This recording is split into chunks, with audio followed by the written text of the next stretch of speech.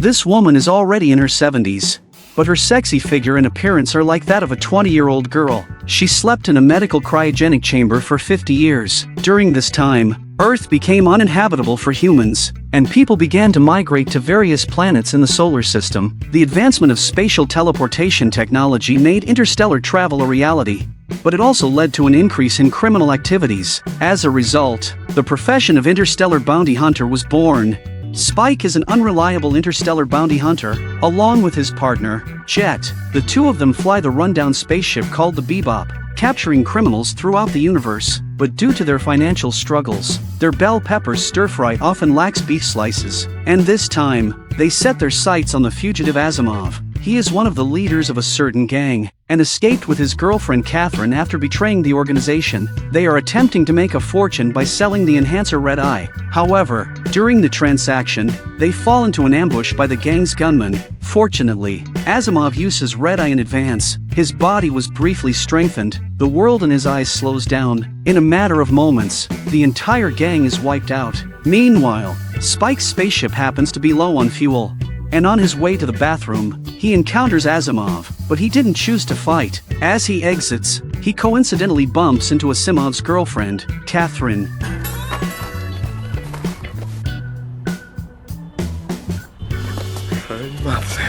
Spike, hailing from Mars, catches Catherine's interest because she has always longed to live on Mars with her boyfriend. However, Spike furrows his brow slightly at her pregnant belly.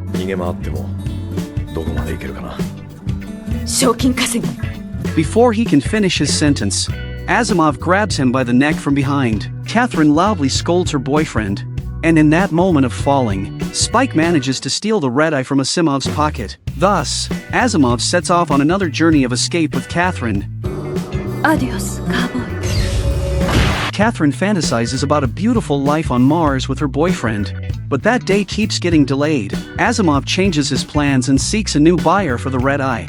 But little does he know that the other party is actually Spike in disguise. Spike shoots and destroys Asimov's Red Eye. Then the two men engage in a fierce fight. Spike practices Bruce Lee's Jeet Kune Do every day, and he gains the upper hand in the battle. Asimov, weakened by not using Red Eye, is no match for Spike. At that moment, a gang-operated fighter jet launches an attack.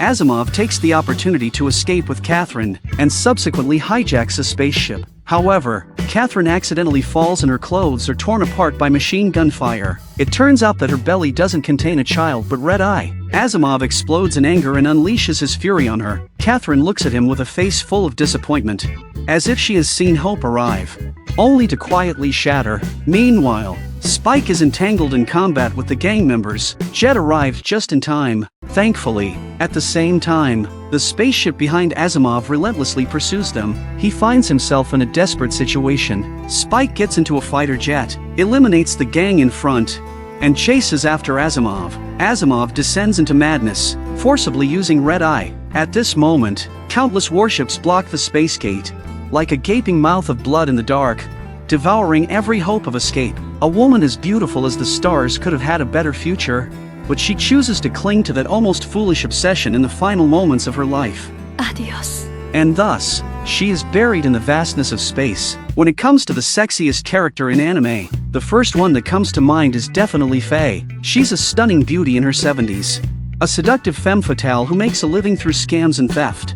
A glamorous gambler wandering through the underworld. With a staggering debt of 600 million, she decides to take a desperate gamble, but in the end, she gets caught by the casino staff. However, the casino owner, Gordon, mistakes her for a renowned gambler named Alice. He wants to leverage Alice's exceptional gambling skills to help him carry out a secret transaction. Gordon promises to repay all of Faye's debts afterward, so Faye transforms into a sexy dealer. And her task is simple: wait at the gambling table for the contact person, assisting in the retrieval of marked chips. Coincidentally, Spike also arrives at the casino. Due to a mix-up, Faye mistakenly takes him as the contact person. Under Faye's deliberate plan, Spike lost all his chips, but he took a chip by force. As he walks away, he coincidentally bumps into the actual contact person. In a panic, the person mistakenly takes Spike's chip. Faye arrives just in time, demanding that Spike returns the chip. Unexpectedly, Spike swallows the chip in one gulp, security guards from the casino intervene and give Spike a big slap in the face. Spike retaliates and swiftly takes down the guards, taking advantage of the chaos.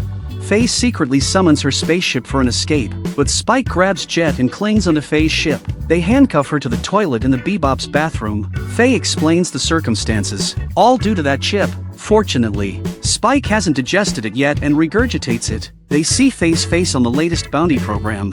With a staggering reward of 6 million, both men instantly become interested. Upon learning about her bounty, Faye requests to use the restroom as an excuse. She has Jet unlock a handcuff for her. Once they leave, Faye immediately contacts Gordon, informing him that the chip is with Spike. A few minutes later, the Bebop comes under attack. Gordon demands that they return the chip, as it serves no purpose to them. However, Jet reveals its true value. It's a chip developed by a genius programmer 3 years ago, capable of cracking any electronic device's password. The chip Spike possesses is the key to that program. Numerous factions are after it, clearly indicating its extraordinary value. Yet, Jet isn't greedy, setting the price at 30 million for the exchange with Gordon. Spike goes alone to make the trade, while Gordon pretends to agree on the surface. He secretly orders his men to kill them once they have the chip. However, Spike sees through their plan. Using the spinning roulette as cover, he cleverly maneuvers to the sky. Meanwhile, Faye pilots the ship and escapes. Spike manages to defeat their adversaries and retrieve the chip. Just as he's about to collect the money, Faye suddenly appears and snatches the case. Gordon immediately orders his men to shoot down Faye's ship. Faced with powerful firepower, Faye maneuvers the ship left and right, while Spike calls Jet for backup. Angered, Gordon orders his men to unleash their full firepower, launching dozens of tracking missiles. Faye, however, remains unfazed, using a jamming device to change the missile's direction. Surprisingly, the missiles return to their origin.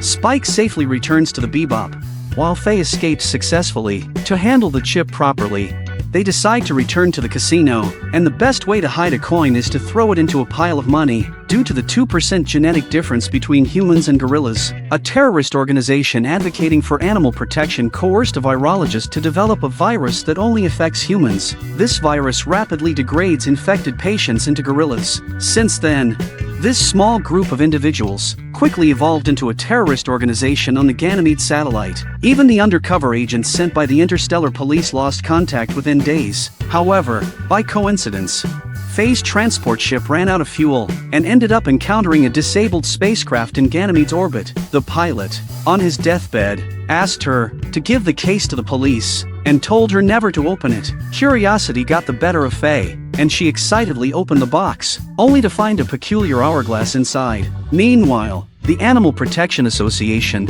the instigators of these events, launched a brutal revenge attack on a sea cucumber restaurant. Jet, upon seeing the attire of the assailants, suddenly remembered Mari. She was a wanted fugitive with a bounty of 25 million yuan. Spike immediately perked up upon hearing this news, but Mari remained completely calm and composed. She took the initiative to instruct her subordinates to contact the police, because she knew that as a bounty hunter, they cared more about money than their own lives. On the way to the police station, Jet made an unexpected discovery. Mari's bounty had been cancelled. Detective Bob, who was aware of the inside information, cautioned that this terrorist organization was using the threat of 8 million residents as leverage. Their objective was to coerce the government into retracting the bounty task. However, at that very moment, Faye's transport ship coincidentally came to a stop in front of the Bebop. Spike found something strange in her luggage, the peculiar hourglass. His intuition told him that the golden powder inside the glass bottle was something valuable. Mari was on edge, because Spike was so close to breaking the hourglass. Jet believed that leaving the old woman behind would inevitably lead to trouble, and suggested letting her go. Soon after, Mari's subordinates arrived based on the coordinates and took her away. However, half an hour later, the Animal Protection Association threatened the government. They launched missiles containing the virus that turns humans into gorillas towards the space gate. To save the 8 million residents of Ganymede, the government had no choice but to reinstate the bounty. However, there was only one bounty hunter nearby. Spike, intercepting the launched missiles and apprehending Mari simultaneously seemed like an almost impossible task. Faye piloted her ship and proposed a 60-40 split. offering to assist Spike in stopping the missiles from passing through the space gate. To Faye's surprise, the multi-warhead missiles split once again. The only way to prevent tragedy was to close the space gate. If Spike and Faye didn't escape before the gate closed, they would be forever lost in the space tunnel. They decisively increased the ship's speed and managed to escape just as the space gate closed. The remaining missiles that couldn't be intercepted were trapped in another dimension. In the end, due to turbulence on Mari's ship, the hourglass in her pocket accidentally leaked, and she received her deserved retribution.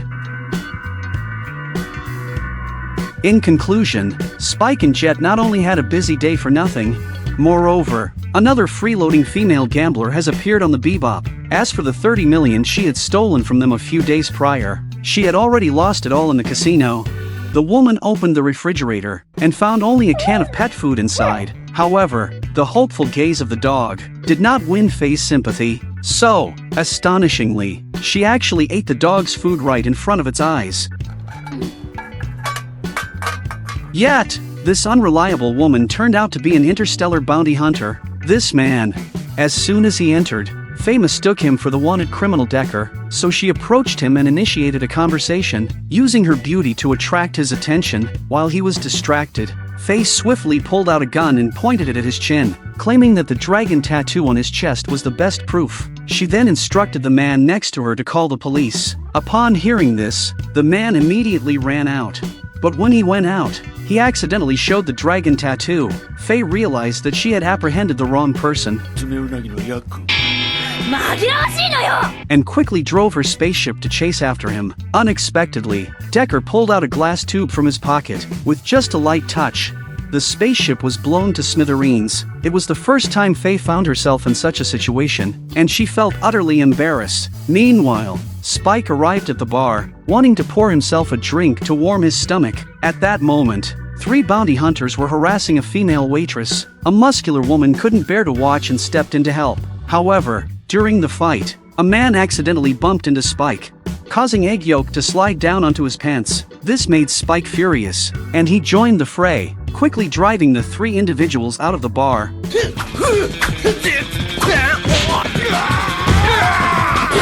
The woman's name is VT, a space truck driver by profession. VT is just her nickname, but whoever can guess her full name will receive a sum of money. Since no one has guessed it correctly, the amount of money keeps increasing. VT seemed to dislike bounty hunters, considering them reckless gamblers. Spike was about to get involved, but he received a call from Jet, who informed him about Faye's situation. Upon hearing that Spike was a bounty hunter, VT's attitude turned hostile, but Spike paid no mind, and with a slight smile, he intended to leave. However, as soon as he stepped outside, he was stunned by what he saw. His spaceship had been destroyed by the 3 bounty hunters from earlier. Spike shamelessly sought out VT again, wanting a ride and conveniently picking up Faye along the way. After returning to the Bebop, Jet complained about his exhausting work. He not only had to cook for them but also repair the spaceship. The fugitive Decker, an explosives expert, had his spaceship filled with explosives awaiting a trade.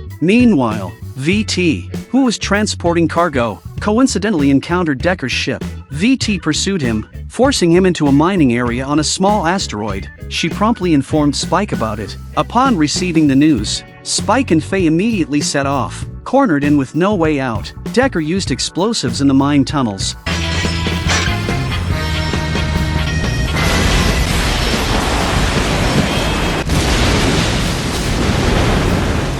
Decker also received the deserved retribution, but VT became trapped inside. Spike and Faye arrived just in time. The previous explosion triggered a chain reaction, and if Decker's ship exploded, the asteroid would be destroyed. They had to transport the carriage containing the explosives out. VT maneuvered the spaceship to connect with the carriage, and they searched for an exit in the mine, just as they caught a glimpse of hope. It was blocked again. Spike's ship weapon system was still not repaired, making it impossible to open an exit. Consequently, they decided to use Decker's explosives to blast their way out. Spike set the cockpit to a 40-second self-destruct mode and instructed Faye to place the explosives inside. He then took a deep breath, ejected himself from the cockpit, and desperately floated towards VT's direction. VT hurriedly opened the door, intending to bring Spike into her ship. However, due to the airflow in the mine, Spike was shaken off and fell. In a critical moment, Spike pulled out his handgun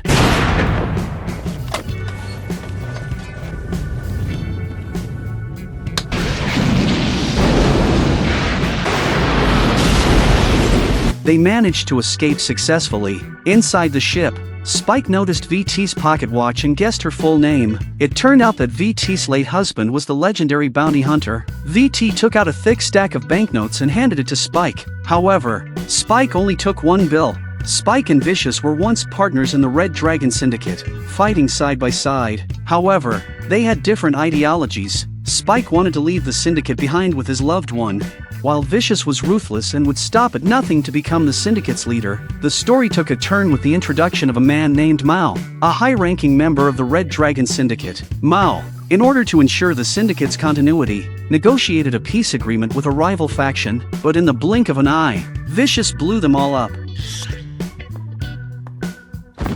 He even pushed Mao off a high-rise building. Now, his next target was Spike. On board the Bebop spaceship, Jet saw a bounty posting for Mao, offering a whopping 28 million. The reason stated was that Mao had killed high-ranking members of a rival organization. Jet knew that Spike used to be a member of the Red Dragon Syndicate, but in the face of such a high bounty, Spike didn't care. At that moment, Faye returned to the ship and saw the bounty posting on the screen. She thought that Spike and Jet were planning to take the job. However, Spike was anxious because Mao was his benefactor, so he took the ship and tried to get some information. Faye, on the other hand, was tempted by the bounty. She got all dressed up. To the target's opera house, she managed to find Mao's room, but as soon as she entered, someone held a gun to her back. She sat down uneasily, with Mao's body next to her, and behind her stood the ruthless Vicious. Meanwhile, Spike found an old acquaintance, Annie, an ordinary-looking bookstore lady who used to be a core member of the Red Dragon Syndicate. She had believed that Spike had died 3 years ago.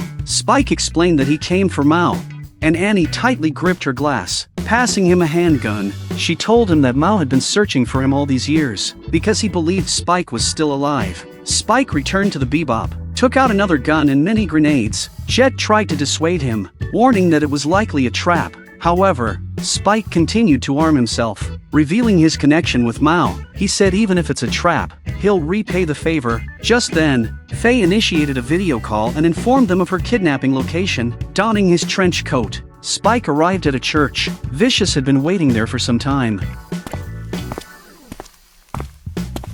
He mocked Spike, comparing him to a toothless wild beast. The outcome is bound to be death. Vicious henchmen aimed their guns at Faye, threatening Spike.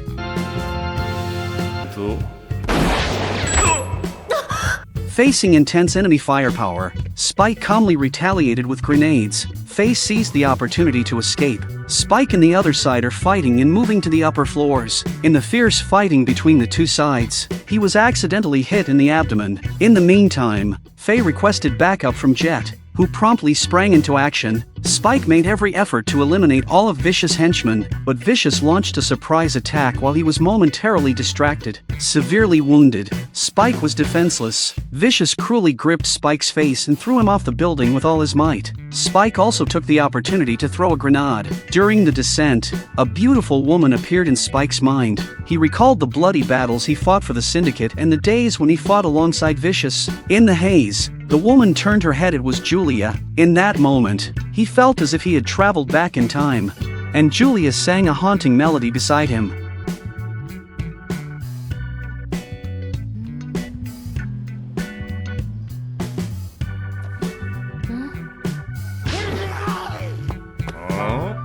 After that, an incident occurred on Earth where laser satellites started creating drawings. During the investigation of this event, Spike met a brilliant teenage hacker named Edward. Edward discovered that the AI program of the satellite is the one behind the laser. The AI program, too, longed for the Earth it once knew, which is why it wanted to depict the planet's original life forms. With Edward's help, Spike obtained the data from the AI program. However, since the culprit was not human, the government didn't fulfill the bounty promise. Nevertheless, Edward joined Spike's team, becoming a new member of the Bebop spacecraft. A few days later, while returning to Jupiter's moon Callisto, Jet reminisced about his past. Years ago, he was a determined and stubborn cop, but his lover Elisa left him for unknown reasons, leaving behind a worn-out pocket watch. In order to make a clean break with the past, Jet found Elisa in a bar on Callisto, where she was currently dating Rint, a wanted fugitive. To fulfill his obligation and to make a clean break with his past, Jet started pursuing the fugitive couple,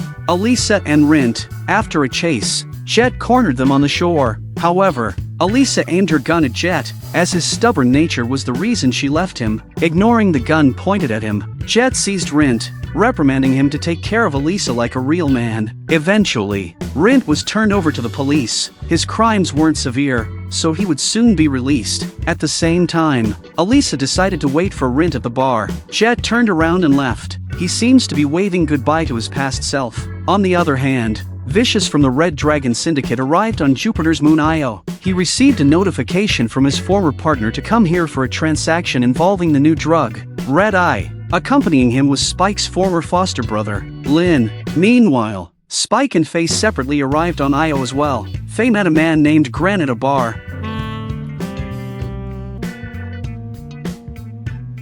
and they went together to Gren's home. However, while Gren went to take a shower, Faye overheard a message from Vicious. It turned out that Gren was the one planning to trade drugs with Vicious. Faye grabbed a gun and broke into the bathroom, but she was shocked to find Gren's body is actually completely female. In the meantime, Spike, in his search for his ex-girlfriend Julia, encountered Vicious and Lynn. Lynn shot Spike in the heart, bringing him down. On the other hand, Gren revealed the truth to Faye about their past. Gren used to be Vicious' close friend and trusted him completely. However, Vicious betrayed Gren, framing him and sending him to prison. During Gren's time in prison, he developed a drug addiction, and the side effects of the drugs gradually feminized Gren's body. Now, Gren wanted to seek revenge against Vicious. He arrived at the designated meeting place and found Vicious waiting for him. Without hesitation, they both drew their weapons, and a fierce gunfight ensued. In a desperate attempt to protect Vicious, Lynn sacrificed their own life. However, at that moment, Spike appeared out of nowhere. It turned out that the shot Lynn fired at him was just a tranquilizer dart. The three of them boarded their respective ships and engaged in an intense aerial battle. Ultimately, Gren lost their life during the fight, and Vicious managed to escape. Spike, honoring Gren's final request, placed his body in a spacecraft and sent it off into space. As the ship soared through the sky, it resembled a shooting star, symbolizing the tears of a warrior and the struggle of a solitary soul. Afterward, Faye encountered Whitney, a deceitful man who had played with her emotions in the past. This reminded Faye of 3 years ago when she first awakened from her long slumber. In reality, Faye was now 77 years old. 57 years ago, she suffered severe injuries and became a vegetable in the moon explosion. Medical technology at the time couldn't cure her, so her body was preserved using cryogenic technology. 3 years ago, a doctor, in order to cheat the high medical expenses, woke Faye up. However,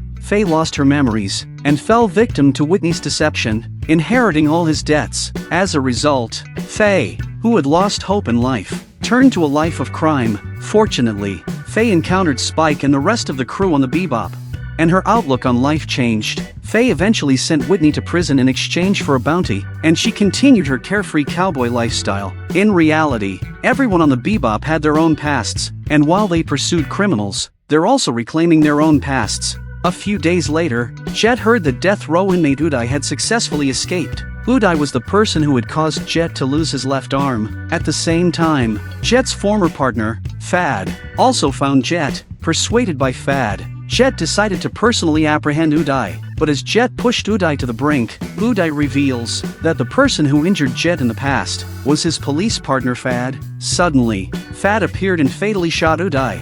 Confessing that he was following orders from a criminal organization, Fad had framed Jet and caused him to lose his position as a police officer because Jet possessed evidence of their criminal activities. In the world of adults, nobody can live a completely clean life forever. It's a reality that everyone faces. After revealing his motives, Fad intended to shoot Jet, but his gun was empty. It was a deliberate act to let Jet shoot and kill him. As a way of making amends for the past, Jet then staged the scene to make it appear as if Fad had killed the criminal, which potentially brought a handsome bounty for Fad's family. In reality, life on the Bebop spaceship, although not financially abundant, was filled with laughter, joy, and hope for the future. However, everyone failed to realize that such a life would eventually come to an end. Faye received a videotape she had sent out 50 years ago. The video showed a group of girls happily playing. But for some reason, as they watched it, we all wanted to cry. Faye decided to stay in Singapore in the video, searching for her lost memories. There, she saw her past self, and discovered her original home, a dilapidated and desolate mansion. Meanwhile, Edward also met her father, Lutfin, on Earth. Lutfin was a researcher obsessed with mapping. He hadn't even realized Edward's departure and return in his latest research. Now, Edward chose to stay on the desolate Earth to follow her father's path. Edward left a playful farewell graffiti on the ship's deck, and happily handed a windmill to Spike. With her luggage on her head and Ein by her side, Edward gradually moved away in the sunset. And so, from solitude to clamor, the Bebop transitioned back to solitude. Nobody wished for this day to come, but it inevitably did.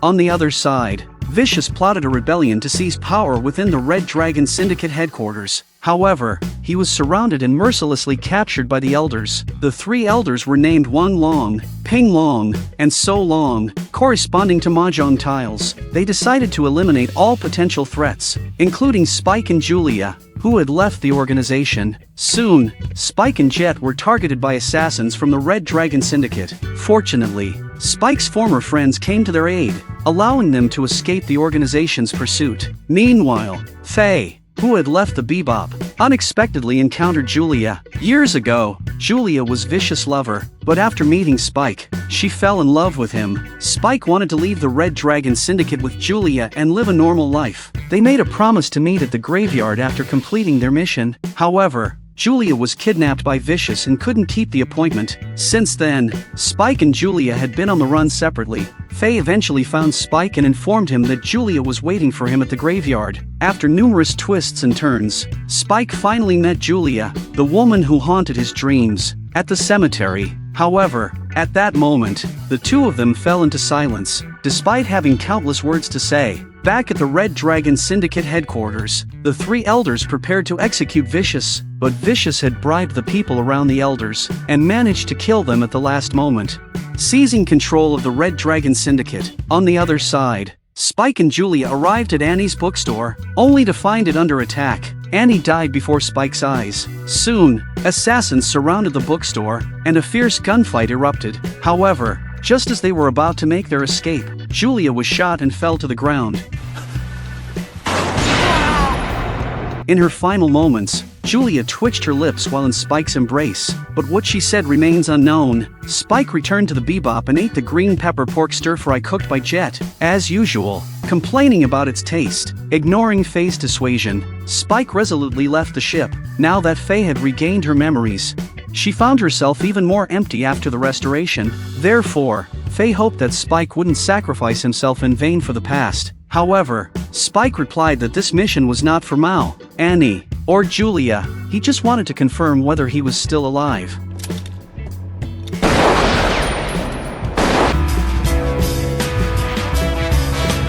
Subsequently, Spike ventured alone to the headquarters of the Red Dragon Syndicate. He fought alone in the rain of bullets, and made his way to the rooftop where Vicious was located. In the end, Spike's bullet pierced through Vicious' head,